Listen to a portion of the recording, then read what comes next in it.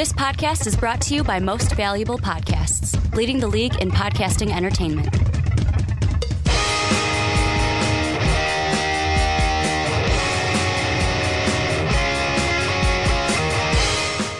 What's up, everybody? Ricky Widmer here, along with Dub Them E's Mark Weber. Dub Them E's, indeed. And it's great to have you back because Sean pointed something out last week. He said, now I want to ask you, because you are the originator of Dub Them E's. Yeah. So, you have two E's in your name. Yep. He has two E's in his name. Can he also Dub Them E's? Well, see, the thing about the Dub Them E's is it has nothing to do with my last name. It has everything to do with your Twitter account. It's for the Twitter account. Not the Mark Weber. The Mark Weber. The Mark Weber's in Milwaukee. Is in Milwaukee. Some guy with a car. He's up there somewhere. Yeah.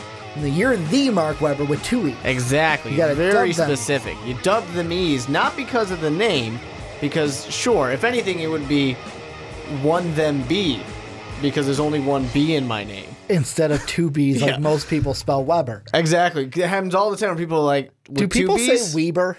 Do people say Weber a lot to you? Sometimes, yeah. Because there's only one B? Pizza Hut used to do that to me back in the day where I was Weber. Mark Weber. And it was like, all right, I can't correct you because I don't want you to be like, no, I'm Weber. Oh, then this isn't your pizza. Yeah. You know? I was so surprised someone called me and they're like, can I speak to Mr. Widmer? And I went, holy crap, they said it correctly. Like, Yeah, hold right. the phone. They said it correctly. But you know what the thing is with the B's? You know, back in the day in Germany, Yeah. if you were a 2B Weber, you're a lesser Weber than a 1B Weber. Is that really what it was? That's a fact. I don't know if it's a fact, but that's what my dad used to always say. But welcome into the Onside Kick. We're talking about NFL news and things going on in the NFL today. A little bit of housekeeping before I get into what we're going to talk about. Check out, if you want to help us, want to make sure we can do what we are doing for you each and every day, make sure to check out patreon.com/most valuable podcast. You can also get yourself an MVP t-shirt. That link for the store is down below in the description. Mostvaluablepodcast.com. That's our very own website where we put everything for Most Valuable Podcasts each and every day. And last but not least, if you're on Apple Podcasts, you have an iTunes account, go give the Onside Kick a 5-star rating. It would really mean the world to us. And Mark, we got a jam-packed show, and I really mean that this time because the Patriots and Rams, we had 3 topics picked out. We were all good, full draft podcast. And the Patriots and Rams just said, hey, guys, here's a gift. Here's another draft topic for you guys as we start draft month here on the Onside Kick. So we're going to be talking Patriots, going to be talking Rams trade with the 23rd overall pick and Brandin Cooks. Going to be re-diving into a discussion later on that we had about the Cleveland Browns. But before that, because we out-of-ordered them a little bit, before that, we're going to look at Josh Rosen and his best fits, comments that Jim Mora made about Josh Rosen, then revisit the Browns and their first overall pick, and then end the podcast asking a question about Saquon Barkley of, could he fall out of the top 5 when we get to the draft April 26th. But Mark, I will ask you this. Yep. Brandin Cooks, he is now no longer in New England. He is over in Los Angeles. Patriots now get the 23rd overall pick. I'll let you decide. Which one do you want to hit first? How this affects the Rams or how this affects the Patriots in their draft? I want to talk about the Rams first because the Rams are making the splash. Okay. In my eyes. You know, They're going all in. They are a team that says we saw what the Seahawks did. We saw what the Eagles did. We want in. We got a young quarterback who is on a rookie deal. It's nice and cheap. We have essentially given him the keys to the castle with all these weapons offensively.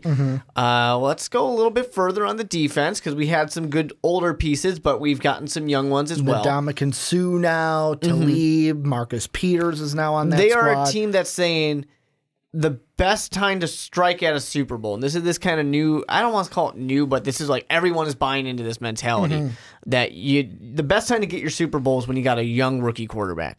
And you can spend the money everywhere else before you have to pay that rookie a lot of money. I mean, look how much Jimmy Garoppolo got paid. He wasn't necessarily a rookie, but this was his first real deal. Look at any time one of these guys, I mean, even Ryan Tannehill got a huge deal. And that's silly to a lot of people when you think about it. Kirk Cousins, not a rookie deal necessarily, but he's got a full guaranteed contract.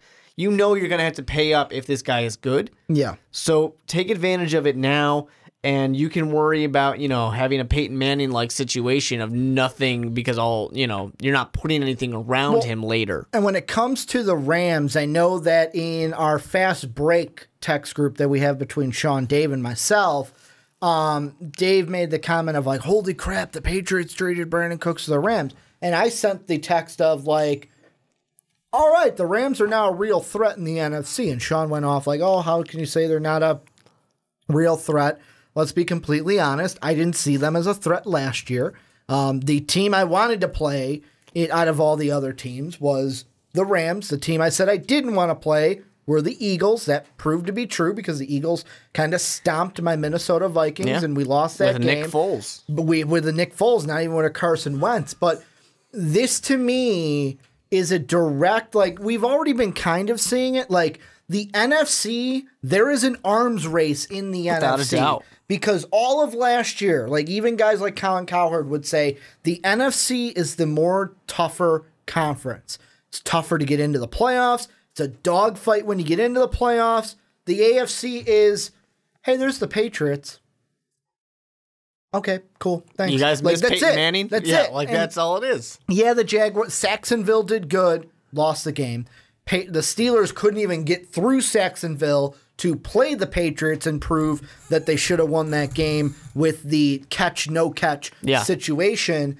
And the NFC just got a lot tougher. Not only are the Eagles defending Super Bowl champions, I expect them to be just as good as they were last year. The Vikings go out, all fully guaranteed money to get their quarterback. They're all in on a Super Bowl push this year with their young defense that they have. You have the Rams with their young defense, not even, like you said, adding veterans on.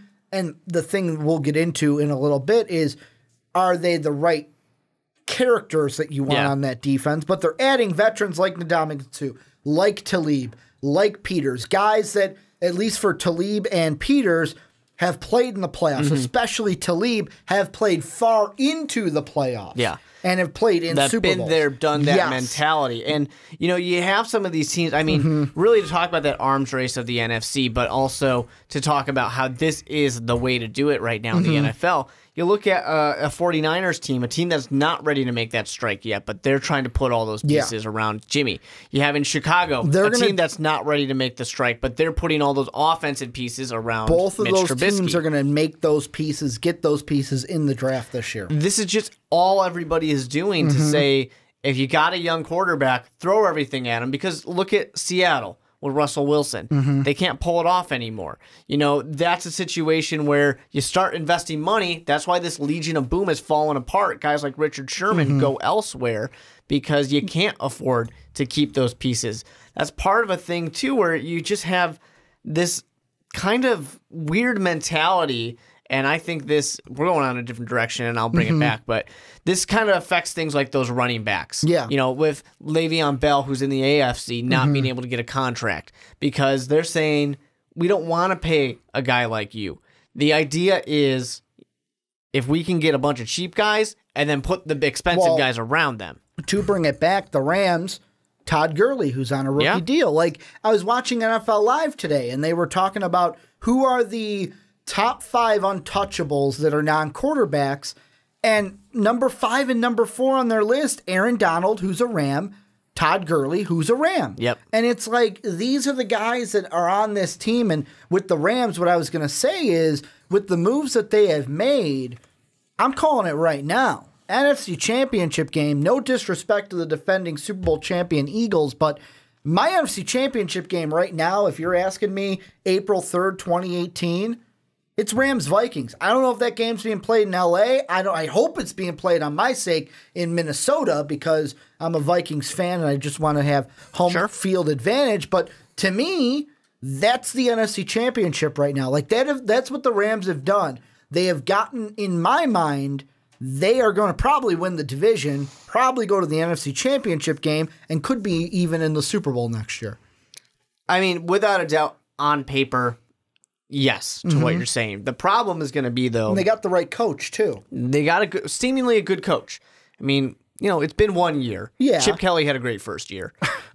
Chip Kelly is also a very different kind of coach. He is a very different kind of coach. Very controlling. He definitely is, but I'm just saying that getting enough hours of sleep. Mark Trestman. Oh, I am very tired.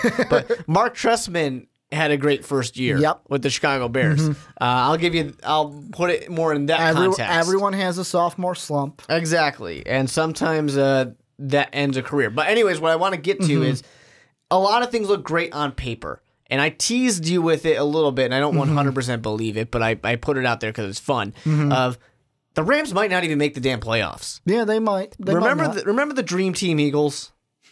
The Rams, the Vince Young Dream Team Eagles, baby. Vince Young should have never said it. And now the Rams have taken that mantle away from the Eagles. You can't make fun of the Eagles anymore for being the Dream Team. Yeah. It's all about the Rams now. If they Did someone say that? Did I miss that? No, they didn't say it. But all the moves they're making is just like, you cannot fail. If you had this team on Madden, you would go 19-0. The only person that you could lose to, and I'd be like, okay, is Tom Brady. Because at least you could say, well, Tom Brady knows how to beat the Rams in the Super Bowl, and you lost to the GOAT. Well, I mean, yeah, sure. But if they lost to the GOAT, I mean, that's Mitch Trubisky. Let's be honest here. I mean, it's not like the Rams had Kurt Warner on their team. You know what I'm saying? That's fair. But here's my thing with the grocery Rams. Bagger to Super Bowl. Guys like Ndamukong Suh, guys like Marcus Peters, guys like Aqib Talib, these are people who have those character issues. And I saw I wish I could credit it, but I didn't save the comment, but it was something on Reddit that goes along the lines of someone saying, they said, I think it was Marcus Peters first. Marcus Peters. All right, we can handle his character issues. Aqib Talib. Oh, okay, I guess if they're both in the same area, we can control it. Ndamukong Suh. There's no controlling it. Yeah. It's just like it completely snowballs to where it can really easily fall apart. We're in Chicago, NFC North, Vikings fan, Chicago fan.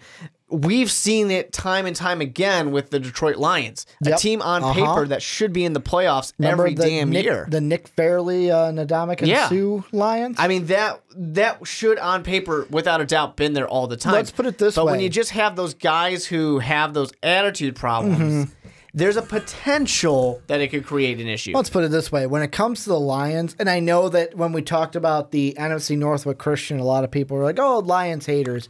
But Lions are very unloved. Lions had the best running back. I know quarterback was more important probably, but they had the best running back arguably of all time and still couldn't make the playoffs. Yeah. They still couldn't win. They had the best running back of all time in Barry Sanders. I mean, let's be real. Walter Payton's the best of all time. Oh, true. Good point. Like, I don't know. Maybe it's because we grew up watching Barry. I never actually seen Walter Payton, but that's a good debate for the future. Walter Payton one day could be in that argument. He's got his own nickname. He's Sweetness. Yeah. He's Sweetness. Brad and Kyle are sitting there in the Outcast studios going, hell yeah, Sweetness, baby. Let's move over to the Patriots side, though. Yeah. They get the 23rd overall pick. Yep. They're sitting there now, 23rd. I know that there's apparently the Patriots moved a 4th rounder, apparently. Like, this is where the article confused me on ESPN. Because they said that the Patriots moved a 4th rounder, but it's got to be a future pick because the Patriots don't have a 4th rounder this year. And the Rams moved a 6th rounder back to the Patriots, where the Rams have tons of 6th rounders. So there's those picks also, but the main meat and potatoes, Patriots now sit 23rd and 31st in the first round. If you are Bill Belichick, what is your game plan?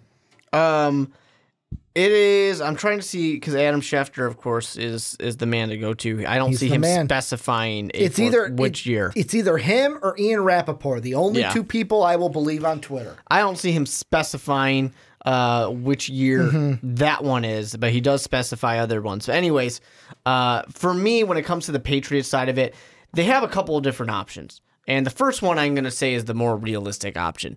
The first one is them just saying, we're going to have to pay this guy next year. We're not interested in paying people anything. So let's just go ahead and use our picks. Maybe they get an offensive tackle that they need. Maybe they get defensive backs that they could use. They're just going to address those issues right then and there. There's a chance that they could draft a Lamar Jackson or something like that at the end of the first round, get the 5th-year option on him, and just stash him away for whatever amount of time Tom Brady decides to stay in the league without any sunburn. Now, that's the most probably realistic. Hey man, water cures it. It does. It cures it, man. It does. You can't get sunburn if you drink water. That's Enough of it. That's why I'm drinking Propel. Yep. That, and because if I keep drinking Pepsi, eventually I'm going to have diabetes. True. Good point. But anyways, that's an old man thing to say. I'm officially old. Now, that's the most realistic thing to do. Then people are going to talk about the trades. Do they package them together for Odell Beckham Jr.? I can't see a way in hell that happens. I can't see that one. Did that just hit you now? I didn't even think the Giants want 2 firsts. Yes, Mark. right? I mean, it makes sense. The Patriots don't use their picks anyways. Oh my! Mind blown. Right? Johnny is sitting there. I don't buy that one. Johnny is sitting there at home going, hold your phone, Mark. Only I can do that to Ricky. Only I can blow his mind. It's too late, Johnny. Holy crap. I have jumped on Didn't even, because I'm thinking if they're trading these picks, they're moving up for Josh Rosen. That's the other one. That's what I'm thinking. Well, there's also the most realistic Patriot trade option that they trade both of them back and they just dominate the third or fourth round. Let's be completely honest. My one of my thoughts is that 31st, like not even the 31st, that 23rd pick is being traded to the Browns for both of their second rounders for the basically, what is it, 33rd and 34th overall picks, because they're 33rd and what, 35th? Yeah, because they're no, it is 30. It's 33rd and 35th. You're right, because they're one in between. Yeah. Just give us those two. We'll give you the 23rd, and then you'll give us an extra third or something. Like I could see them doing that and moving back, because that's what the Patriots do. Yeah. That's all they do. But what is the odds that, I know we're going to have our mock draft next week, but like I look at it, and so the needs right now on NFL.com that I'm looking at: defensive back, linebacker, quarterback, offensive line. So, okay, Nate Solder leaves. Offensive tackle. He's now in New York. You could go ahead, and the guy I originally had the Rams slotted with right now in my rough draft of it, they could get a Mike McGlinchey at that pick, or they can go ahead, take Lamar Jackson, or they can go and say, hey, I like Calvin Ridley. We're going to replace Brandin Cooks, who we got there, or they can take a Martinez Rankin or something like that, and then go with a Jair Alexander right there. Or if a Josh Jackson's around, hey, let's take him at 23rd.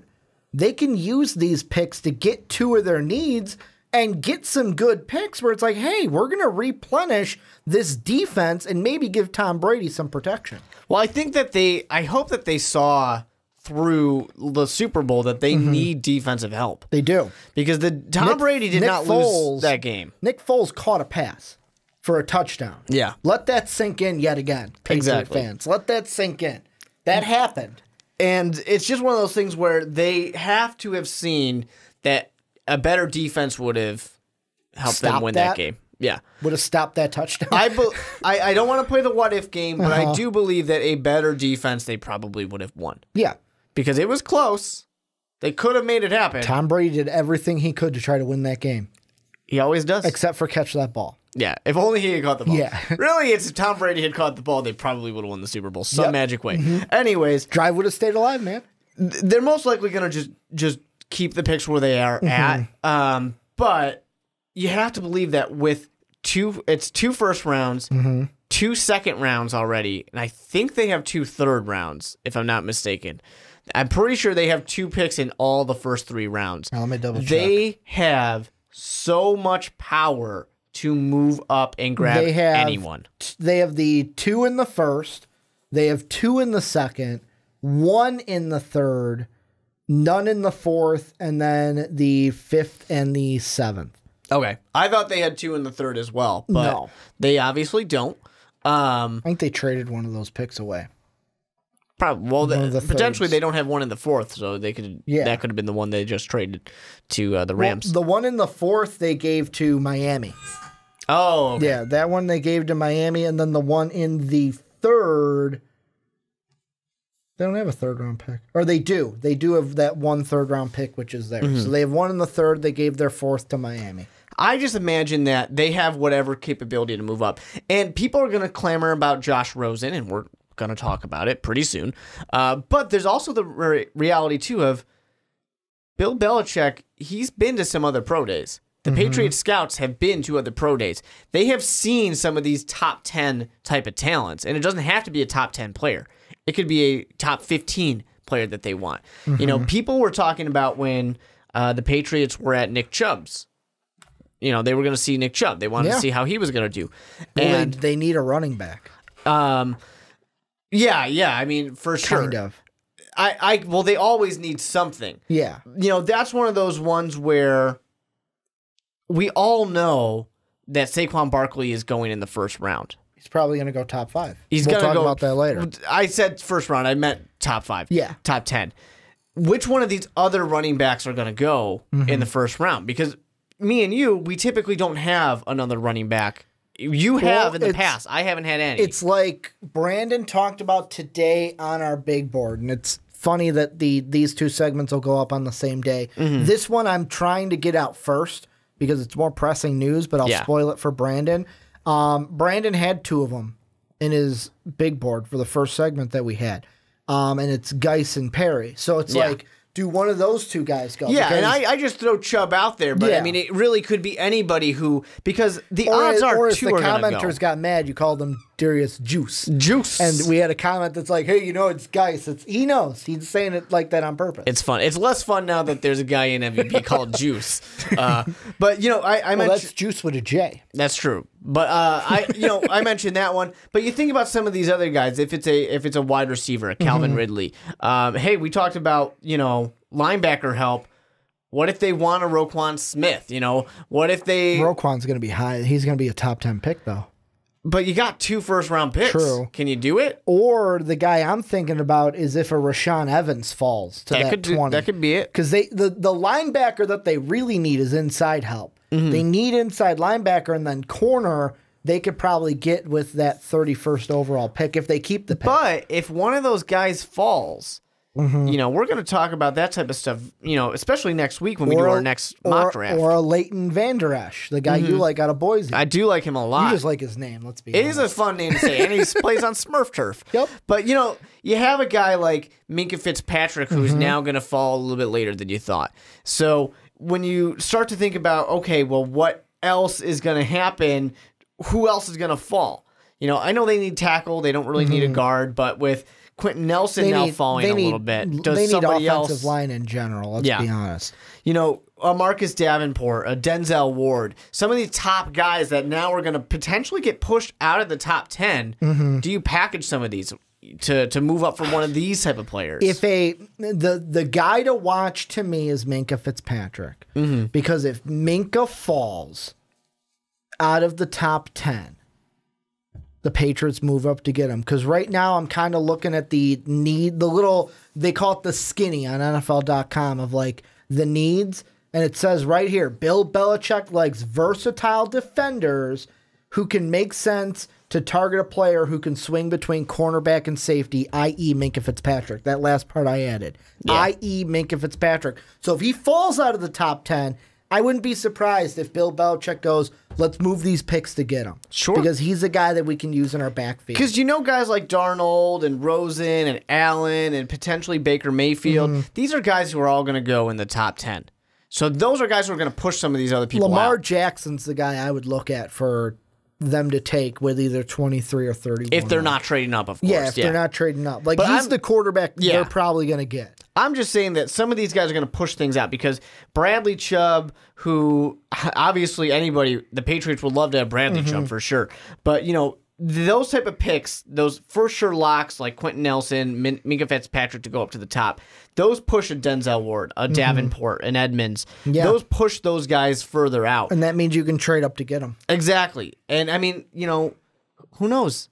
The world's down on Josh Rosen right now. He could fall. He could fall out of the top 10. And here's the thing that's going to be interesting. This is the last thing I'll say about it is when it comes to the quarterbacks, because right now that's what everyone wants to talk about. Josh Rosen, we're going to talk about him next. World's down on him right now. I'm even down on him right now.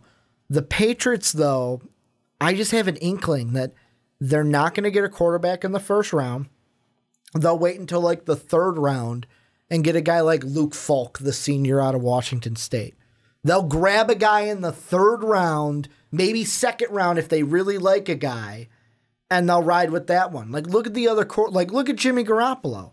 Wasn't a first round guy. I believe he was second round though. But the thing I just think of with that is that was easier when Tom Brady was younger. And he's old now. If Tom proves I can at least get you to a Super Bowl for 2 more years, I can draft a guy in the second and third. And Luke Falk is a guy where he doesn't have to, in my mind, doesn't have to sit that long. So even if it's sitting 1-2 years, you can get a guy like him in the third round and not have to reach on one. Although I would love if they got Lamar Jackson in the first. I would love it. But any final thought before we move on into Josh Rosen specifically? Really, for me, it's just that realistically, I don't know if I really buy the Patriots doing that much. Or at least trading up that high. Stay and make I the could picks. see them if there's somebody they want at like 15 or down, I could see them maybe packaging, one of those second round picks. Okay. Something like that with a first to move upwards. But I don't see them making as big of a splash. It's just not the Patriot way. Well, this is where you guys come in. Let us know what you think down below about what this means. What does this trade mean for the Patriots? What does it mean for the Rams? One thing we didn't talk about is what it means for Brandin Cooks. He gets to go to a really good team. Yeah, he'll be fine. He gets to go on a really good team. He goes from one to the other. But let us know what you guys think down below in the comment section. Let's move on, though, into our next topic, talking Josh Rosen here. And you know what I just thought about in my head, Mark? What? It's funny to me that on the same day, so we talked about a little bit of running backs, like I said, in the last one. Mm-hmm. Brandon and I also talked running backs in the Primetime Podcast. Today, if you're on Blog Talk Radio, this is nothing. Or if you're an audio listener, this means nothing to you because you're listening to it in full. But if you're on YouTube today, we're talking about Josh Rosen. And then the segment of our big board in the Primetime Podcast, talking about Josh Rosen. So should we just call it Josh Rosen Day? Is that what we should call today? Is Josh Rosen Day? We could. I don't necessarily know that we want to, but we could do it. Because both podcasts are discussing Josh Rosen. The reason why is we're going to look at best fit, the team that best fit the Josh Rosen. But the reason why I wanted to bring this up is because Jim Mora did an interview Sunday with Sports Illustrated. And he said, and I quote, he needs to be challenged, he being Josh Rosen, intellectually so he doesn't get bored. He's a millennial. You know, those millennials, man. He didn't say that. I added that. He wants to know why. Millennials, once they know why, they're good. Josh has a lot of interests in life. If you can hold his concentration level and focus only on football for a few years, he will set the world on fire. He has so much ability. He's a really good kid. Josh Rosen on Monday, after hearing the interview, tweeted out, why? Hands crossed emoji, hashtag why. Which at first I didn't get. I'm like, oh, that's just him being, and I'm like, oh, he's making fun of it by asking why, because he wants to know why. Mm. I want to ask you what you think about this because for me, the big thing that I don't like about this is if you're my quarterback coming in and I'm drafting you, I don't have to want to worry that you're going to be focused on football. If I'm drafting you as my quarterback, I want kind of the Peyton Manning mentality, the Drew Brees mentality. You're going to be first one in, last one to leave. When you're in the building, I know that you are all about football. Not that you don't have interests outside, everyone does. But when you're in the building, everything is football, football, football. Do you think any negative light because of these comments from Jim Mora? I mean, I don't necessarily like the idea of, to me, this quote kind of implies that he's a guy who should sit. Mm-hmm. And I don't like that because I honestly view him, even though he's not my top quarterback off the board, I view him as the guy who's most ready to come in day one and start. Watching his film, looks like Matt Ryan to me. Yeah. Looks like Matt Ryan, looks good to go, put him in. Exactly. He is an instant starter. Mm-hmm. He is not a wait a year and we'll see what happens. Josh Allen. Exactly. Although Josh Allen, there's a good chance he's instant starting too. True. Not necessarily. Especially when he goes to the Browns. Exactly. Not necessarily by the best case scenario, just the way it works. Let's hope, though, when he does get thrown in when Tyrod gets benched, that he does better than Nathan Peterman. Everybody. That he doesn't throw 5 picks in a game. Yeah, it's just one of these. I don't know. This quarterback class is difficult because the guy. There's no clear number one. Well, the guy who I think should be the number one, I've even put him out of the number one spot for reasons of him kind of insulting Cleveland. Josh Rosen? Yeah, Josh Rosen. I mean, he's the guy who I know could start right now. Now, is he the guy with you always say the highest ceiling? No, he's not the guy with the highest ceiling. Yeah, that's Sam Darnold. But if he's in the right spot, he's going to thrive. And that's exactly what the quote is saying. Now, the other thing that it makes me think of, and I thought of it this morning when I saw it before this trade had happened with the Patriots and the Rams, was I'm like, well, you want a place where he's going to get challenged, and I kind of felt, and a guy, focused on football, I kind of felt like that's a Bill Belichick type of place to be.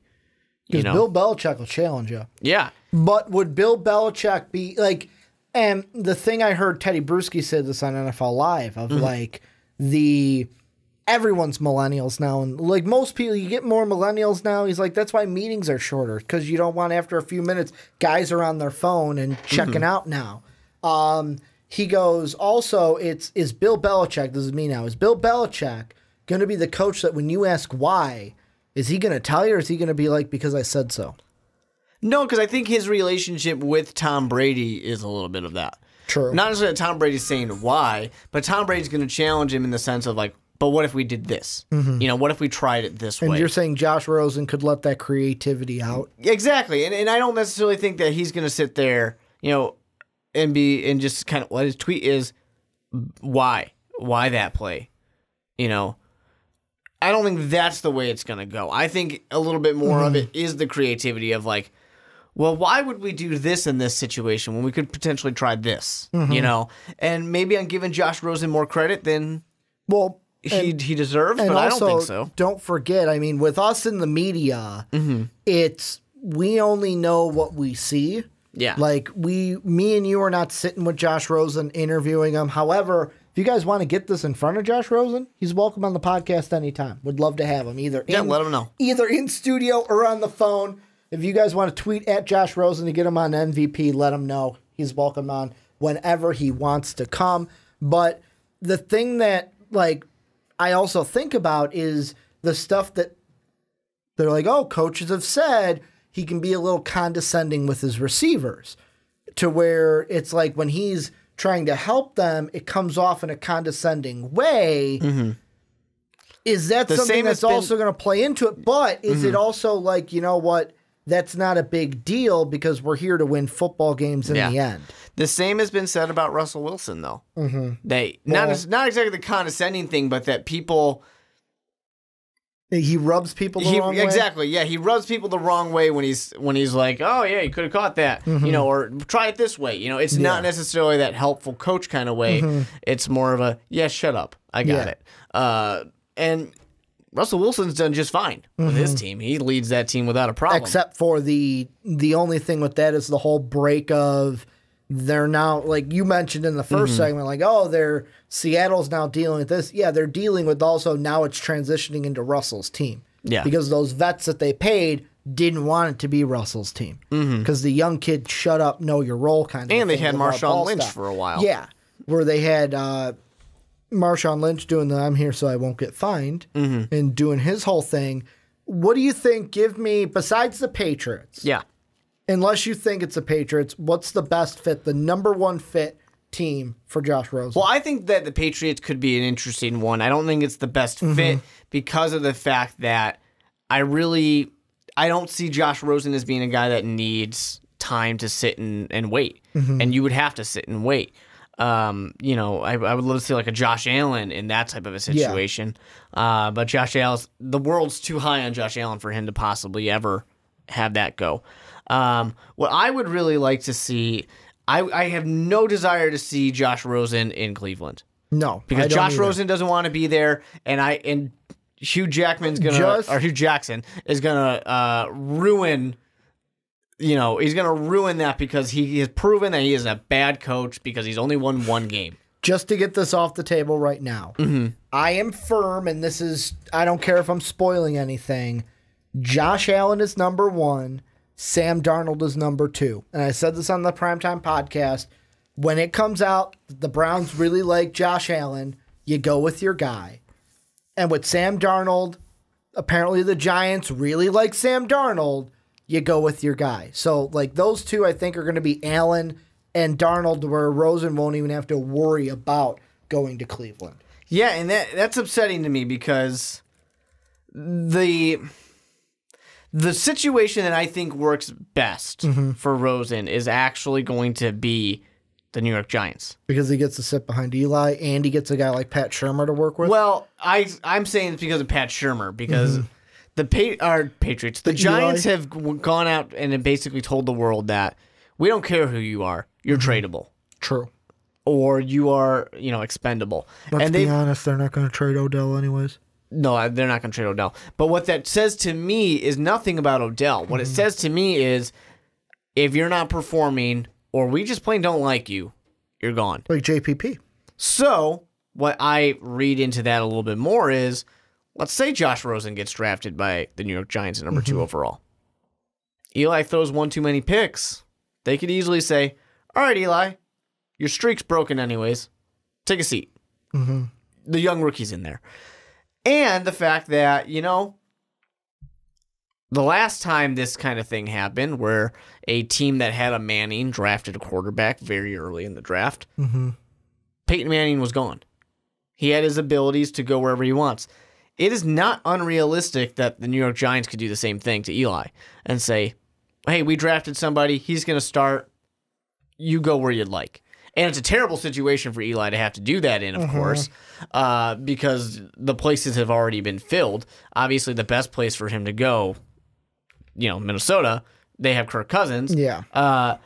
Is that the most likely situation? No, it's not. But I'm just saying that it could happen. And the Giants are not that far away from doing it because the Giants themselves have essentially gone out for this rebuild, and they're kind of embracing it with the way they're just getting rid of players. Now, and the thing that I don't really like about that, the thing I don't like about Josh Rosen's fit is, I'm going to ask one question. This isn't what I don't like, but this is just me asking a question to your thought of, so Jim Moore's word ain't gospel, but we're just going off of what he was saying. Yeah.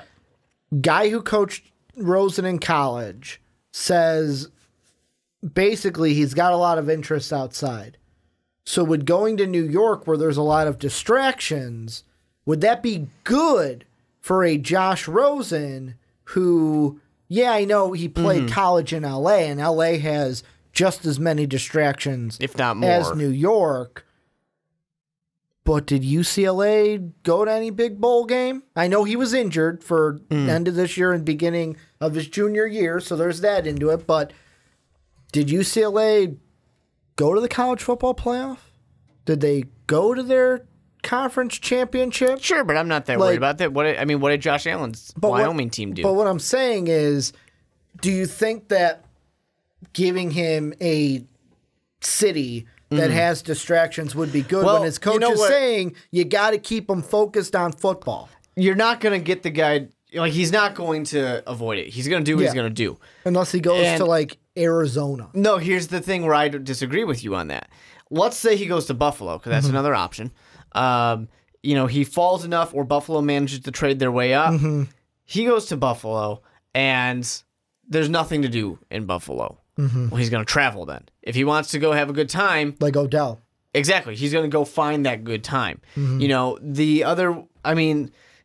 mentioned L.A., but let's say in Arizona or something like that, like you also say, you're not that far from Vegas. You can travel. At least if you're in New York, everything's right there. So the Jets or the Giants, either way, it's right there. You're at least contained. It's the parents that say, I'm going to let my kid drink in the house because at least they're here. Yeah. We can keep an eye on them. I don't like I'll be the first one to say, I don't like the Buffalo Bills for Josh Rosen. And the reason why I don't is it kind of goes to the same thing that Jim Moore mentioned this before about Darnold and Rosen when it came to the Browns. And he cited fit and a blue-collar, gritty attitude for why Darnold is a better fit for the Browns than Rosen. Because Darnold is more of that, like, a blue-collar community can get behind a Sam Darnold. I think Buffalo's the same way. Like, Buffalo is the kind of city to where they are just as blue-collar. And I don't know if, like, and I know this isn't fair to Josh Rosen because it's not fair for where you come from. But another thing everyone talks about with Josh Rosen is the kind of family he came from, where Josh Rosen could get bored with football and say, screw it, I don't want to do this, and just quit. I'm confused by that a little bit of why two California kids, one who goes to USC, why he is a more blue-collar kind of quarterback. Because of with him, it's all, with me, from what I've read and seen with Sam Darnold, it's the attitudes. Like with Sam Darnold, you don't get, like, the stuff that we're talking about with the condescending attitude, but he's a California kid. I get, like, from USC. I get that. But it's funny that, like, it's just how he's wired and how he kind of approaches everything, to where I look at it and I go, all right, maybe he's a little bit more football than Josh Rosen. I don't buy it. The fit that I love, though, for Josh Rosen, and this is going to sound a little hypocritical because I threw the question at you about distractions, and this city could have just as many distractions as New York, Miami. Oh, you stole it. Ryan Tannehill's on the way out. That was going to be my reach. Adam Gase is right there.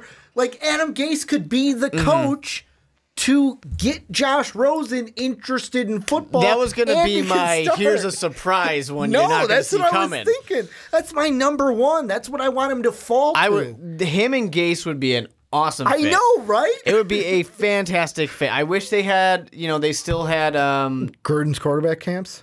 No, screw that. Oh, okay. I'm talking about the running back that's in Philadelphia. Jay. Yeah, Jay. I wish they still had him because he could use that help in Gase's system. It's kind of crucial to have a good running game. But think about it. You get Josh Rosen in the second. I know I'm not thinking about this right now, but either in the second and the third, depending on where those running backs go, Rashad Perry. To be clear on your wording, because someone's already yelled at you. You mean getting Josh Rosen in the first, and then in the second getting your running back. Yes, exactly. Yeah. Exactly. I knew what you meant, but you never know. In the second or the third, you can get your running back potentially. Like, there are guys like Ronald Jones, Darius Geis. There's Nick Chubb that you mentioned in the first segment. There's Rashad Perry. There's Johnson from Auburn. There's Royce Freeman. You can get guys that running back to go along with him, but that's the one where it's like, I look at that and I go, oh man, because in my mind right now, how I'm kind of seeing everything, like I said, Allen Darnold 1-2. I think the Jets are going to go with a quarterback. I don't know who that's going to be right now, but they go with a quarterback. Browns, we'll get into what they do a little bit later, but I don't think they won't need a second quarterback. That would be funny, though, if they take two quarterbacks. They kind of do the hedge your bets, the Redskin thing, but they do it with the first and the fourth. The interesting one that throws a wrench into it is the Broncos.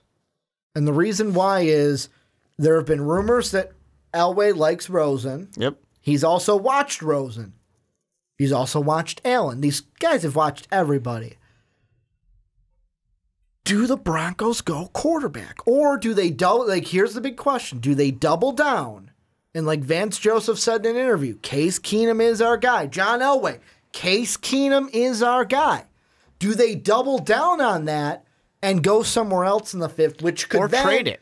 Or trade it, which could then open up a Rosen fall because the Colts won't take him, the Bucks won't take him, the Bears don't need him, the Niners don't need him, the Raiders don't need him.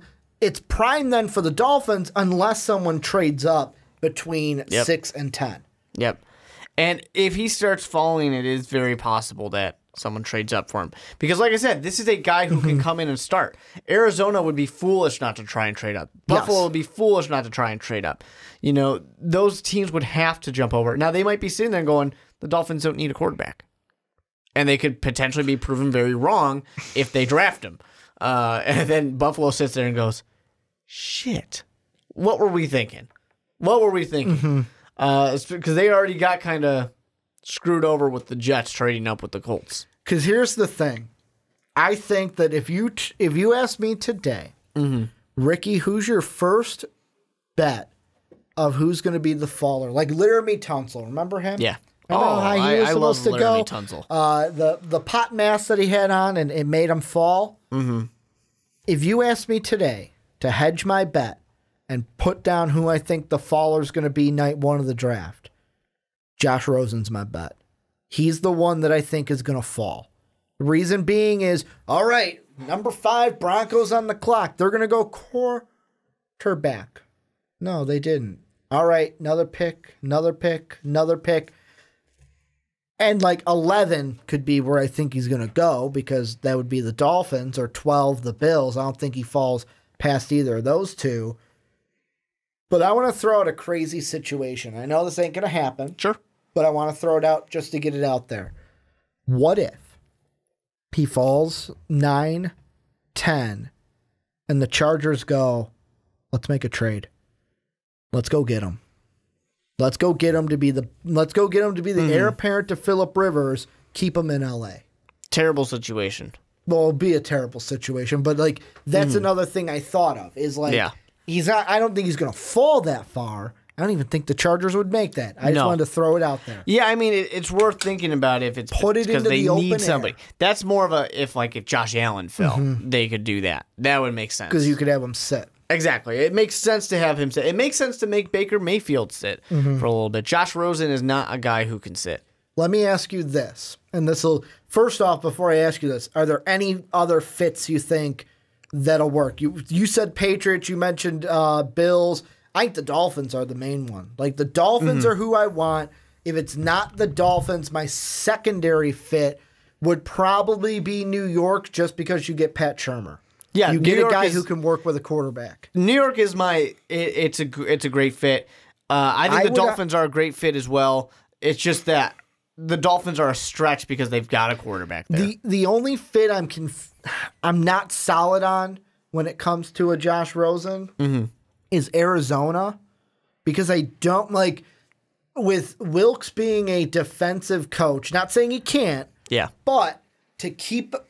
When Jim Mora says you got to keep them focused on football, I'd feel more confident in a Pat Shurmur or an Adam Gase doing that, not a Wilkes, not a defensive guy. Although Wilkes is more of the kind of tough guy mentality than the other two. Is that going to vibe, though, with Josh Rosen? It might not, but at the same time, it might be. If he respects the coach, he might be like, yeah, I'm not messing around. I'm not upsetting coach. That's the only one that I'm like kind of about. Yeah. Well, I'm in on the Jets. I'm in on the Bills for him. I'm in on the Cardinals. I think those are not good fits. If I'm the Jets and Allen and Darnold are off the board, I'm going Baker or no quarterback. Like I would go Baker for New York over Josh Rosen. It's tough, but it looks like the Jets are an interesting team. Yeah, because it looks like It looks like they want another private workout with Josh Allen, which usually when you want a second workout, you're pretty sold on a guy. Yeah, or it could essentially be the idea of they're just like, we're pretty sure these guys are going to go. We think we're going to be left with Josh Allen. Let's make sure we like him. Yeah. I think that honestly, no matter what happens, to me, Josh Rosen is going to be the most scrutinized quarterback out of this draft class. For the entire career? I see it. I mean, assuming that his career lasts as long as some of these other guys. Thing I wanted to ask you to end this, because that's why I finished the fit thing. Yeah. Top 5 quarterbacks. Go ahead and rank them for this draft class. If you for this draft? For like your guys, so like number 1 is who you would take first of the quarterbacks. Okay, who I would take. Yeah, for you. Not who you think is going to go for Mark Weber. I mean, I'm just gonna look at it not in I need a guy who can start right now. Sure. Because otherwise, if I need someone who starts right now, Josh Rosen is that guy. No, but just anything, Darnold. Then I'm gonna take Rosen. Then I'm gonna say Allen. I guess Baker Mayfield. I debated in my head if Jackson is can go above Baker Mayfield, but no, 5. He would be my number 5 too. It's pretty clean cut for me. The only guy who I have questions about. Actually, no, I'm going to change it. I'm putting Baker Mayfield ahead of Josh Allen. Josh Allen's got a cannon, but it's not the 80s. It's not the 90s. A cannon doesn't do that much for you. I want completion percentage, and he doesn't have it. I'm going to go with, if my number 1 is Darnold, my number 2 is Allen because of the potential there and what he can become, knowing he's not a finished product. Number 3 is Baker Mayfield, mainly because, like I mentioned on the Primetime Podcast, the thing I love most about Baker Mayfield is that chip on my shoulder mentality. Like, he is the guy to me that's going to come in, work his butt off, first guy in, last guy to leave. He's going to get the team to rally behind him. Number 4 while having his junk in his hand. Number 4 would be Rosen, and then number 5 would be Lamar Jackson. Yeah, I like Lamar Jackson. He's love a quarterback, Lamar Jackson. But Lamar Jackson's one of those guys, and Baker Mayfield's the same way, where if they don't go to the right place, it's not going to work. I want Lamar, like, when I see Michael Vick as the player comp for Lamar Jackson, I want him, besides no dogfighting, don't want that, but I want him to come in and light the league on fire like Michael Vick. That's what I want. I want him to come in and light the league on fire. Well, you talk about chips on their shoulder. There's a big chip on Jackson's shoulder. Well, I mean, Jackson, too. Like, I asked Sean last week what's going to be his 40 time, and Sean says he's not going to run a 4.3. But he said, Sean had a T-shirt idea of, if when we do get a 40 out of Lamar, if he's faster than Saquon, it's a silhouette of Lamar Jackson, and it just says quicker than Saquon. There you go. Or like on the front or back, it says quicker than Saquon. But he didn't run the 40 again. So that's another thing, chip on my shoulder. I'm not a wide receiver. I'm a quarterback, and I'm going to prove it to you. My biggest concern out of any of these guys is Josh Allen. I think he's got the largest bust potential when I look at these guys, just because he's getting drafted higher than I think he should. It's like Brandon said. When he said, when it comes to Josh Allen, he's got the biggest boomer bust potential in this, like boomer bust in this draft. He can either be great or the biggest bust in the draft. He will unleash the dragon. That's for sure. Well, he's got the 70-yard bomb. Yeah. The 70-yard bomb to Jarvis Landry. I can already see it in my head right now. I loved it, though, in his pro day. There's a few of those where he's overthrowing some of these guys, and the analysts are sitting there like, yeah, but he's probably doing that on purpose because he wants to show that he's got a little bit of extra arm. And I'm sitting there thinking, if I'm a scout, I'm saying, I don't care how fucking big your arm is. Throw the ball to the damn receiver. Hey, we need completions. Jay Cutler was a big arm quarterback. How did that work out for him? Not that great. Not that great at all. I mean, he got us to an NFC Championship game, but then he got hurt. So and he rode the bike. That doesn't help. He rode the bike for that game. That doesn't help if you're not on the field. He got to the NFC Championship game and then thought it was the Tour de France. Yeah, he was like, I don't understand what's happening. I'm a little confused here. But this is where you guys come in. Let us know your best fits for Josh Rosen. Also, let us know what you think about the Jim Moore comments, because that is really interesting and kind of the whole package when it comes to Josh Rosen. Let us know what you guys think down below in the comment section. Let's move on, though, into this is a revisited topic, and the title has only changed slightly. Before, we asked who could the Browns take with the first overall pick, which Cleveland fans loved it. So we decided to do part 2 and revisit it a month before the draft. Who should, I'll just ask you straight up, who should or what should the Browns do with the first overall pick? And we kind of touched on it a little bit with the Jets trade topic maybe 2 podcasts ago. But this is full dedication to the Browns. Exactly, because that was talking about the Jets, because, you know, what has happened now is the Jets have effectively forced the Browns to draft a quarterback. Or at least to say, it's the Jets kind of saying like, yeah, you guys are interested in maybe taking a quarterback at 4. I'm calling that bluff. I don't think you're going to do it. I think you're going to take a quarterback at number 1. That's kind of what they're doing here. They're saying you have to take the quarterback, because if you don't, if you think you're going to get your guy at 4, I don't think you will. That's why, and I know this isn't the Browns, but you just put this into my head. That's why with the Jets, I don't know if you could legally do this in the NFL. If I was the Jets, I would have said to the Colts, hey, let's mutually agree on this, but let's not make the deal until the Browns make their pick. Because you can't do something like that. Because the thing that I hate about it is it's like you're showing your hand, basically, if you're the Jets. But you look at the way the Jets did it with the the way Jets that and the the Browns Bills did want it. the same guy. The way that the Jets did it compared to the way the Browns or Bills, I keep saying the Browns, but we're talking about the Bills at this very second, is the Bills said, we're here, draft day, we're trading up. The Jets said, screw it, we're trading up now. Yeah. And it worked. That's the reason why you can't do that with the Colts. Not because you can't do it, but because if you have something in principle, all it takes for the Colts is to get a better offer. True. I mean, and maybe that's not necessary. I mean, that's kind of shady. It's not the most ethical type of thing to do, but really, it's about winning games. Exactly. It's a game about winning. Here's the thing with the Browns. I just want to throw this out for you. I threw it out last week. Sure. But now that you're on the podcast, I want to throw it out. I am on this train 110%. Will it happen? No. But I'm on this train 110%. The Giants want 2 first overall picks for Odell Beckham, right? They do. Here's what At least 2. Here is what I offer if I am the Browns. I put this together last Tuesday because the Odell news came out and the news about the Giants wanting Sam Darnold. So if I am the Browns, here's what I do. I tell the Giants, I pick up my phone, I call the Giants. I say, okay, here's the deal. Here's the offer. I'm going to give you Sam Darnold with the first overall pick and next year's first round.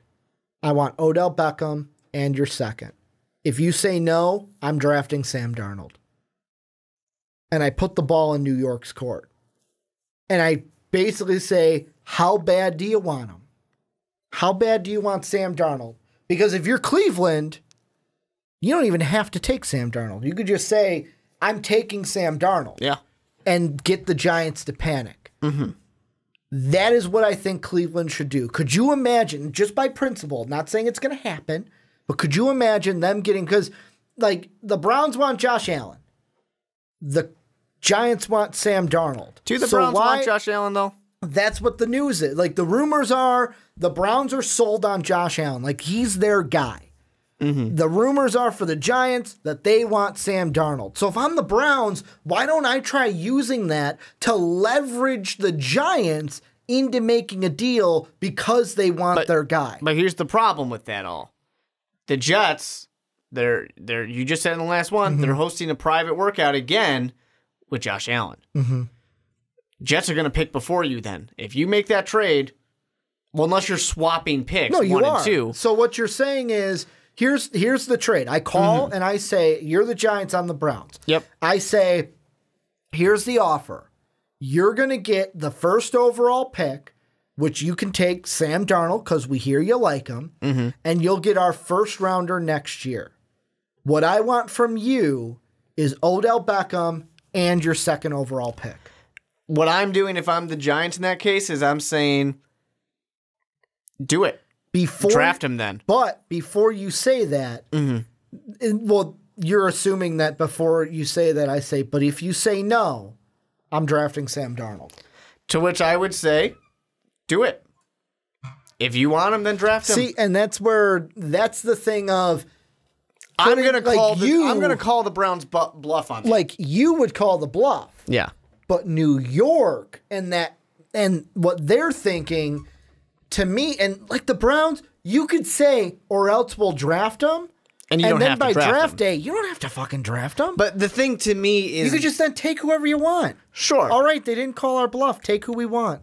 Well, no, they did call your bluff in that Well, case. no, I'm saying like, all right, they didn't fall for it. Yeah. Take whoever Exactly. we want. They didn't fall for the bluff, or they did call your bluff. They didn't fall for the bluff. Yeah. Now, for me, the reason I tell them, then do it, is because you can get Josh Allen at 10. Everybody's saying, not everybody, but you said where there's this new talk, these new rumors of they want Josh Allen. If that's the case, then sure, do it. But if I'm New York, I'm saying Josh Allen's not bad. Yeah. I could take Josh Allen. I could take Josh Rosen. I could take Baker Mayfield. I'm sure it's not everybody. I'm sure there's some of these guys they don't like, but I'm sure they have a guy who's that second, like, if we don't get this one, we could have this guy sit under Eli Manning.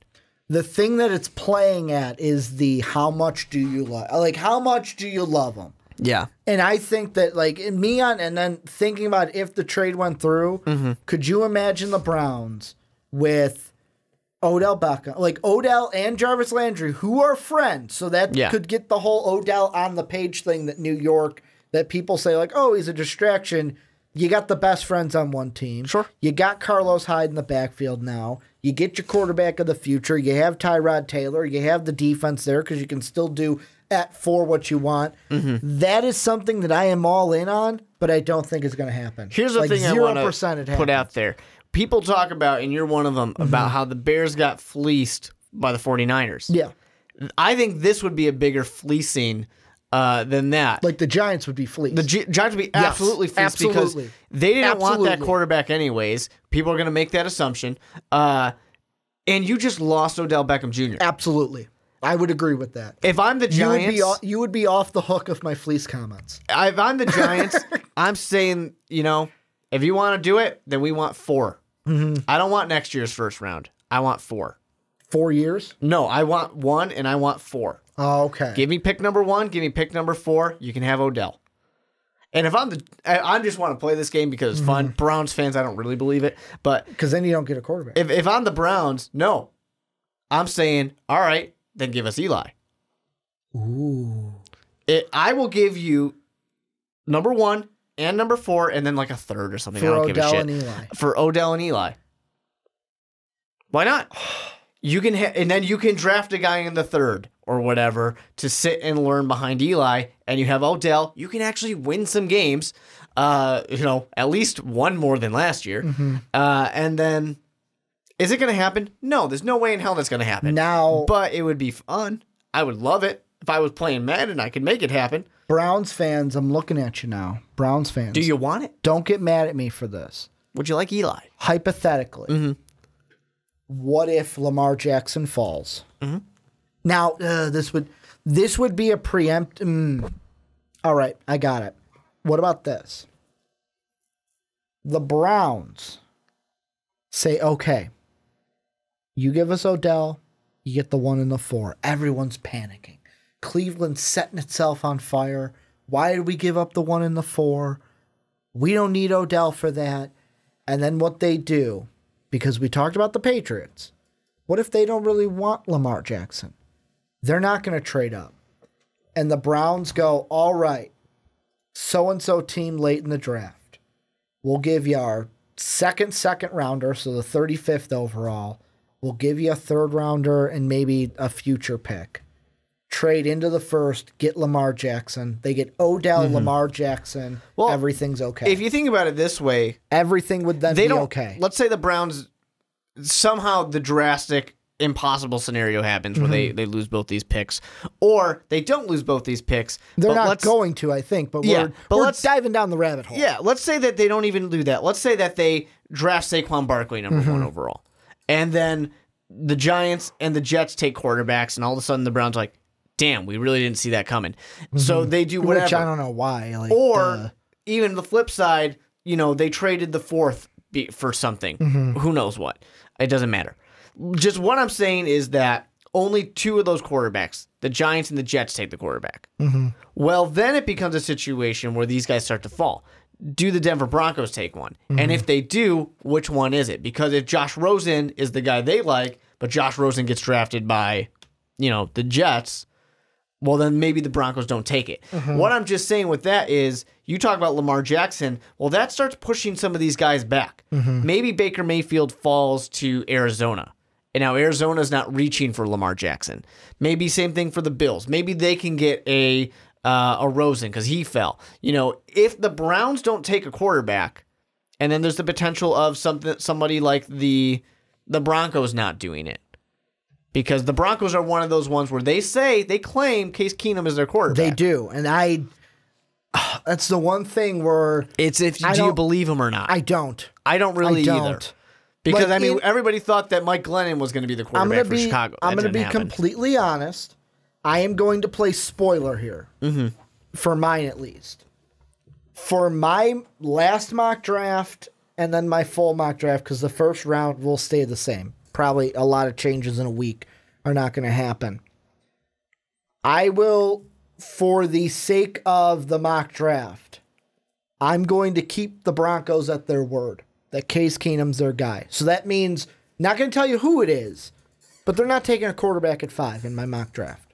There's your spoiler. Yeah. But who will they take? Let me know down below who you want them to take. If somehow only in the top 5, only 2 quarterbacks go, that changes everything. To where, in that case, if the Browns didn't take a quarterback, I got 3. Lamar Jackson 100% will be there. Here's the thing with the Browns. To reel it in to where they'll keep the picks now. Not talking trades anymore. The thing I believe about the Browns, if you were going to make a pick with number 1, because you brought up if they pick Saquon, and for the last few mock drafts, both you and I, Saquon number 1, Saquon number sense. 1, Saquon number 1. But the reason why I'm changing that opinion is once the rumor was that the Jets like the Browns like Josh Allen, my thought is if you love a guy, take him. If you love a guy, you have to. Take him. Why pass on him? So for me, I'm seeing Browns take a quarterback at 1, Giants, Allen at 1, Darnold then at 2, Jets take whatever quarterback you want to go third off the board. For everyone, it's different. And then you get back to the Browns. The true question for the Browns draft is not what they do at 1. It's what they do at 4. Because at 4, do you take Minka? Do you take Denzel Ward? Do you take Quentin Nelson? Do you take Saquon Barkley? There's any of those 4 guys. Yeah. Do you take Bradley Chubb and have a 2-headed monster of Myles Garrett and Bradley Chubb, who some are saying could be better than Myles Garrett? You could do that as well. What do you do at 4 if you're the Browns if you get your quarterback at 1? Yeah, I mean, the Jets forced it. They have to take a quarterback now, whichever one it is. I don't agree on the Josh Allen one. I'm sorry to Browns fans or fans of Josh Allen. If the Browns take Josh Allen number 1 overall, I'm laughing because he's not ready. And the guys in front of him, Tyrod, and they have him on a 3. The guys in front of him, I don't think are really gonna be good enough to keep the rookie at bay. Cleveland really wants to have a quarterback, that young quarterback. They want him out there, the future. So at number 4, they want to end the jersey. That's why I think Sam Darnold. There you go. Because I know I say Josh Rosen is the more pro-ready day 1, but Darnold's not that far off. True. Now, number 4, there's a good chance Saquon is there. Bradley Chubb is going to be there. Those really are my 1 and my 2. You said Bradley Chubb and Saquon? Yep. Now, I know Minka Fitzpatrick would be amazing there. I would love to have, because he's just one of those guys where he's going to dominate. I have no doubts about him. People love Denzel Ward, but it's a little too high for him. Quentin Nelson, that would be a great one too, but I don't, you had a tackle retire, not a guard. In that case, in what I'm viewing, Chubb is not a necessary pick. It is a true BPA kind of pick. Saquon Barkley, I mean, that's a guy who 1-2 punch with your new young quarterback. Give him a very solid weapon. I wish you had stronger wide receivers to really make it happen, but that's dangerous right there. You could have, the Zeke Elliott and Dak Prescott, whether you like those guys or not. You can't deny that they do well together in Dallas. Here's what I'm thinking, and it's going to shock you. All right. I think Denzel, if you get Josh Allen or Darnold, if you get your quarterback at 1, for me it's Josh Allen. Yeah. Denzel Ward's your pick at 4. The reason why, Quentin Nelson, you hit the nail on the head. You don't need a guard, you need a tackle. When it comes to Minka Fitzpatrick, to me, he's not a cornerback. He's going to be a safety. You just traded for Demarius Randall. You have Jabril Peppers. Your safeties are fine. You do not need a safety. Jabril's okay. Jabril's your future at safety. You don't. The worst thing to do there. You could move Jabril to linebacker. You could, but right now I'm going to keep him at safety because they do have Jamie Collins. They do have. They could move Jabril to the other side because they do have Kirksley on that side. But I'm looking at Jabril and keeping him at safety right now. Saquon is nice, but I have 2 picks early in the second. I could take Geis or Perry.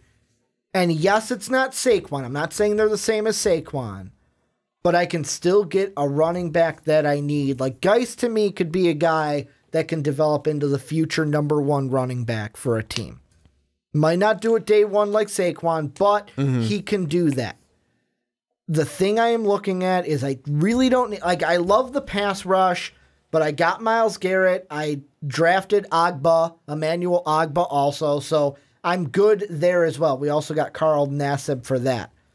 I am going with a corner. I need somebody to be in that. Yeah, we got like Taylor, you've got EJ Gaines, you've got Buddy Calhoun. None of these names are speaking someone to me. I need somebody to anchor this core. It's really coming down to the philosophy of, do you go for best player available or do you go for need? You go for need. If you want need, I go for need, and I'm going it. Denzel Ward. The thing that I always come back to, of course, with going need versus going BPA is the fact that the best teams out there, they draft BPA. They draft the best player that's out there. Now, they have the advantage of being better teams. They have more players. But honestly, the Browns are not as bad of a team as their record the last 2 years have made it seem. They've made moves this offseason to be a better team on paper, at least. Yeah. Because we haven't seen this new team play. Like, now, their coach needs to step it up this year. Exactly. Like, you've got the guy, like, you're going to have Josh Gordon back for sure. You got Jarvis Landry. Tyrod Taylor's a competent NFL starter. I like Tyrod, yeah. But for me, I look at it and I just go, I look what's available. Nelson, you don't need. Bradley Chubb, you don't need. Minkah Fitzpatrick, you don't need. Saquon, you don't need. Go with the need. Go with Denzel, because I think that to me, the space between cornerbacks and Denzel in the second is a bigger gap than Saquon and Geis long term. I disagree with that. Like, Saquon's he's gonna come in, roll heads right away. Yeah. But am I going to bank on that and then have a cornerback squad? Your running that's not back great? Has a very short lifespan in the NFL. So why waste the top 5 pick? Unless it is one of these top guys. These top guys, your top 5 running backs are the guys who last forever. I'll even give you your top 10 are guys who last a long time. It's those other guys that are the ones who fizzle out after 3 years. Those are the guys that, you know, are closer to the league average. Now, I don't think you need Bradley Chubb, but damn, would it be great? It'd be amazing. I mean, that pass rush can do amazing things for you. Bradley Chubb. It depends on a question of, do you want to be Saxonville? Do you want to be them? They also had a top 10 running back, top 5. Did Fournette go? Yeah, I think he was top 5. Yeah. Or do you want to be, this isn't a complete comparison because they were a complete defense, for sure. Do you want to go with more of the, we have shut down corners of Seattle of old? He was 4th, so he was top 5. You know, it's the question on that case. Do you want to shut down wide receivers? Do you want to not even let the quarterback throw the ball? For me, I think I lean towards Chubb. If I'm going off of this, because I don't want to be the team, and you can't really look at it this way, I know, but I don't want to be the team that passed on Saquon Barkley and Bradley Chubb, 2 guys who are supposed to be sure things for Denzel Ward. Here's the thing with Saquon that I want to bring up is, and by the way, there are some people that don't even think that Denzel Ward is the top corner. Yeah, I do. For me, he's the top corner, unless you're putting Minkah as a corner, but to me, Minka's more of the safety, kind of the hybrid between the two. Here's the question that I have, and this is for the Browns. Yeah. When it comes to just Saquon at number 4, is do you want, and it only works for me for 2018 because I was going back to see if it works, and take injury out of it because I know that the second person I'm going to mention got injured, is who do you want? Would you rather spend your pick and get a Leonard Fournette, top 4 running back? Same spot, too, number 4. Yeah. Or a Dalvin Cook. We're high on Dalvin Cook. He showed really flashes, second-round value. Like, that's what I think that the Browns can get. Now, let's be fair. While going with a different position. Minnesota Vikings team is much better team than the Cleveland Browns are. I know. But I'm saying, like, there's a little half of it of Dalvin Cook had to show up and show that he's deserving. It's a lot of the hype easier to do it there than it's going to be in Cleveland. I get that, but I'm looking at it as a fact of, I'm looking at the fact of Darius Geis. He's the one I'm looking at. Yeah, he's the one that can do. I'm a Chicago Bears fan. Look at at Howard. I don't care about Cohen. Look at Howard. There's a good running back that was taken not in the first round who was done way better than people, except for you. You loved him from the start. Expected him to do. You loved Howard from the start. I didn't like Howard last year because I drafted him in fantasy and he did diddly poo until I traded him. Well, that's your fault. But it's okay. But you liked him coming out of the draft. Yes, I did. Yeah. I got Leonard Fournette in that trade from Sean. There you go. Worked out. Sean, I don't know. I don't know what he's doing. Hey, both of us made the playoffs. Yeah, it was sure. okay. It's just one of those things where I don't necessarily think that the gap between number one running back to number two running back is as small as people want to say it is. I honestly think that the corner gap is shorter. Well, and because my second quarterback, our second corner that I'm feeling right now, Josh Jackson out of Iowa. The man's is a wide receiver playing corner. You make a good point. I would love him. I mean, he's not going to be there in the second round, but I'm just saying the gap is smaller. Brandon and I talked about that too when we brought up Denzel on the big board. The thing I love about Josh Jackson, he's a ball hawk.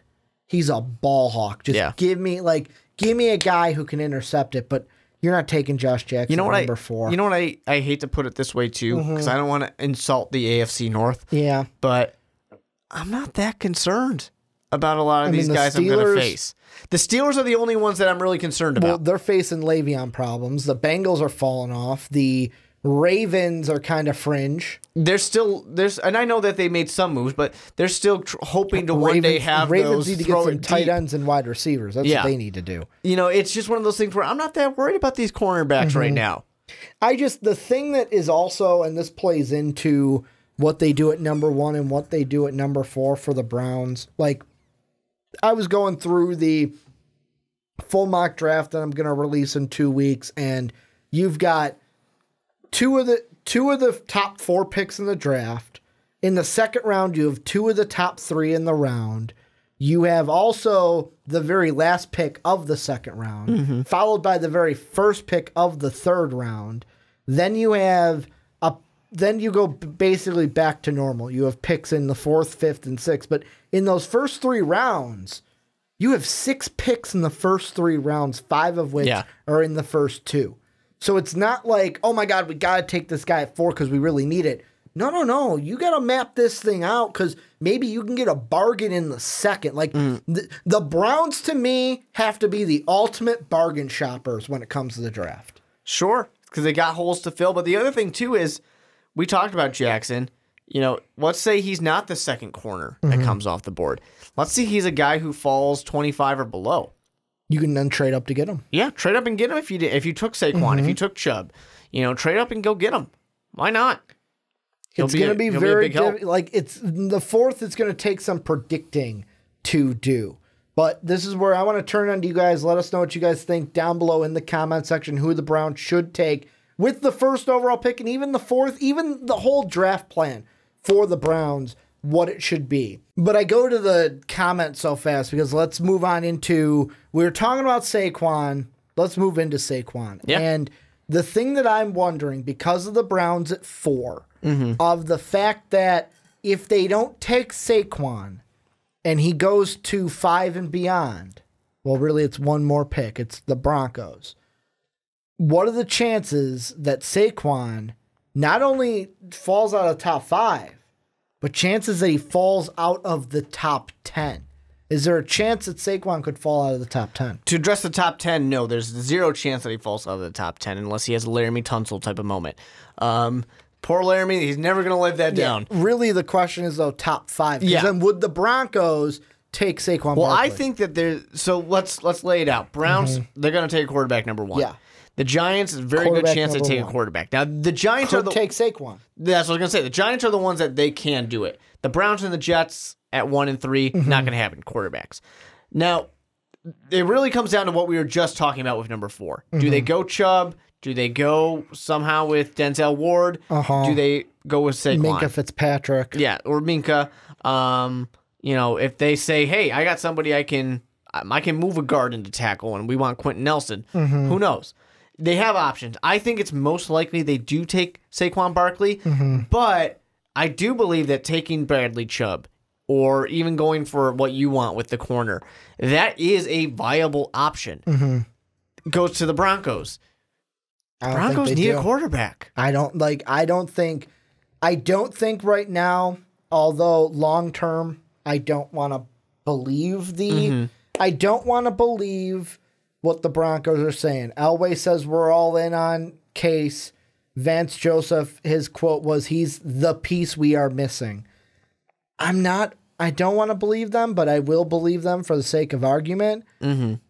I'll be honest. If he does not get picked up by the Browns, does not get picked up by the Broncos, of course he'd be out of the top 5. That answers the question. But I think if that happens, he's a Buccaneer. Really? You don't think the Colts would grab him?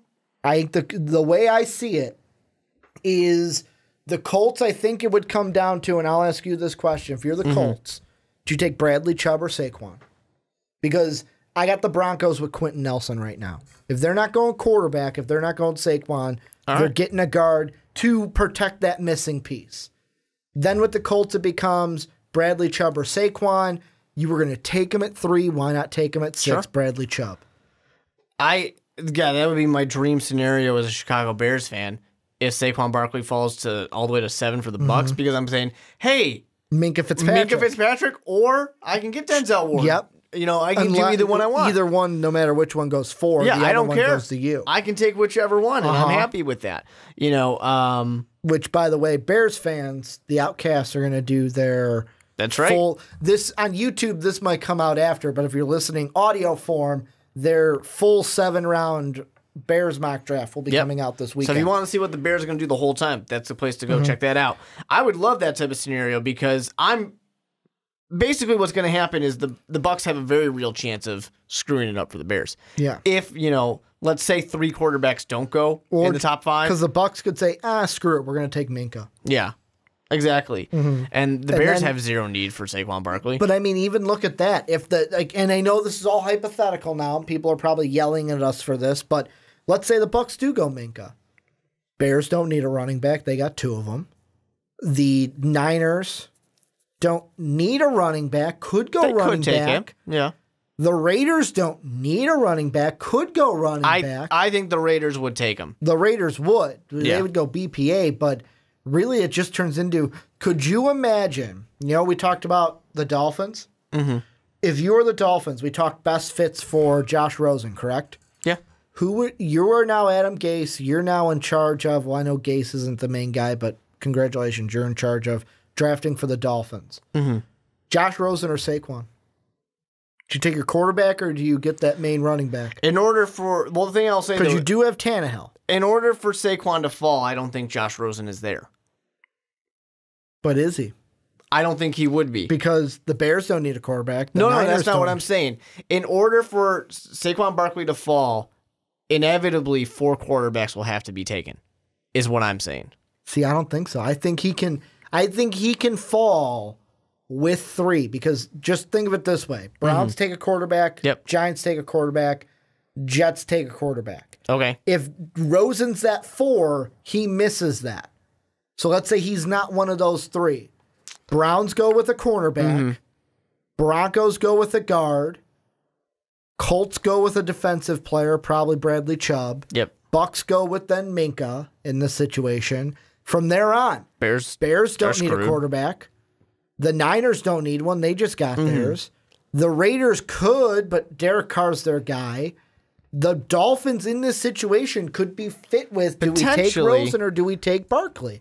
And if they're both on the table. I think in that case, the Bears, the Niners, they're giving phone calls to Arizona, to Buffalo to say which one of you wants to trade. Which one of you wants a quarterback. The Bears for sure, especially if Minka's off the board, because it's like, great. I mean, they could take Tremaine Edmonds, but they'll trade be around. back. But trade back.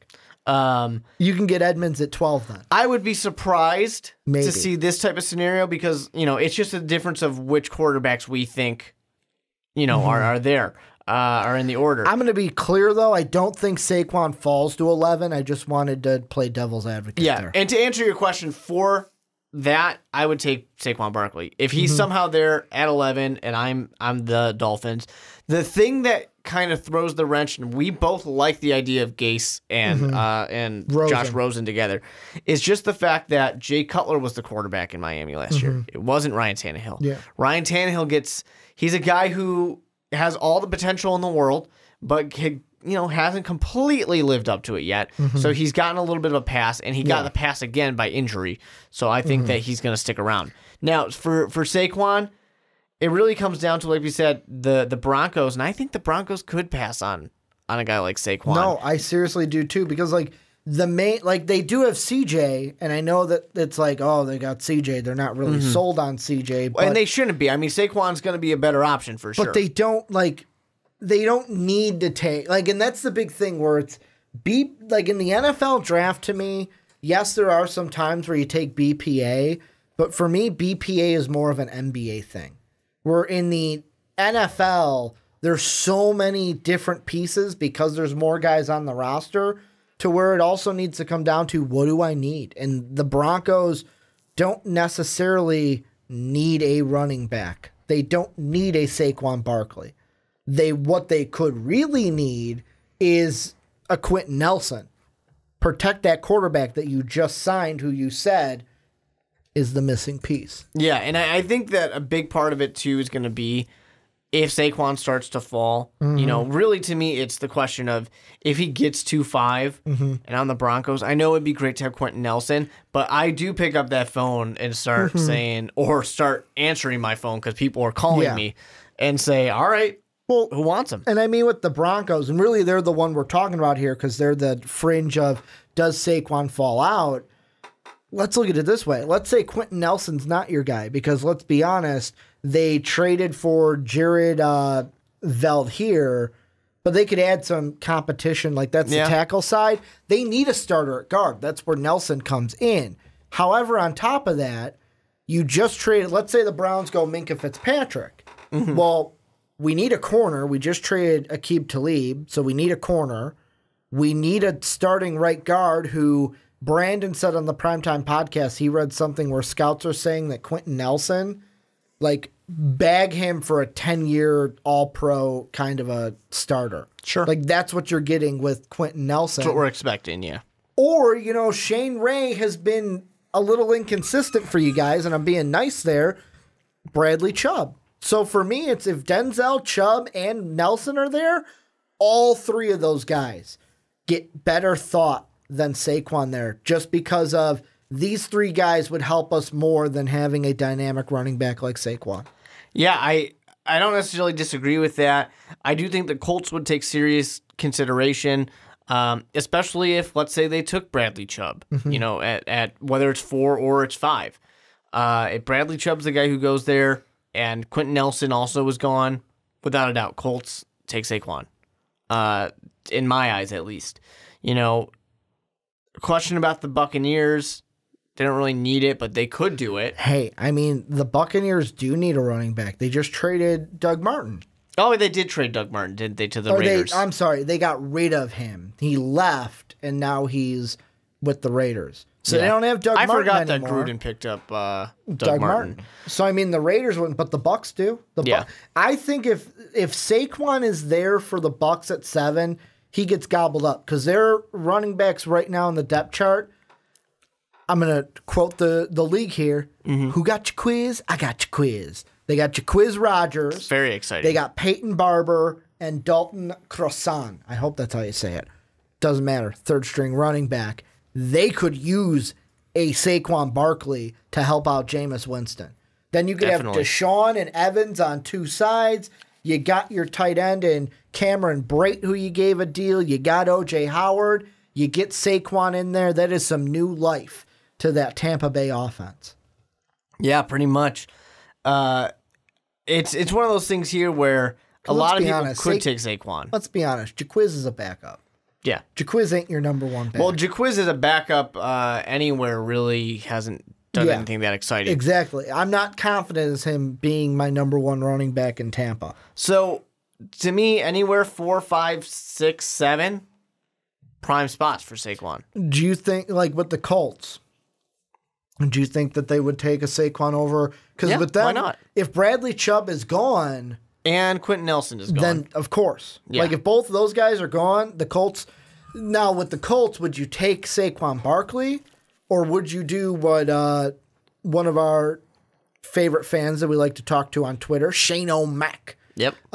would you do what he said? And he said, I'm full team trade down. Just I would love it. continue to trade down if you're the Especially Colts. if you can pull it off with the Bills or something like that. Because they'd need a quarterback. But the problem is, like we're saying, is there's probably 3 quarterbacks that are gone by now, maybe 4. Who are the Bills going to take? Josh Rosen, maybe?